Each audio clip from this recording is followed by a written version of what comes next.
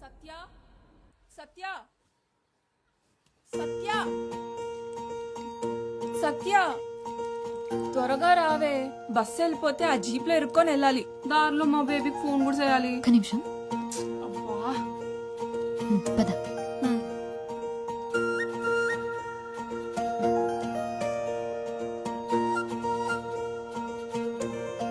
దారిలో కన్నయ్య దగ్గర దీపం పెట్టేసి వెళ్దాం. వచ్చాక ఎట్టుకోవచ్చు కదే, బస్సు వెళ్ళిపోద్ది. ఏం వెళ్ళదులే, నడు త్వరగా.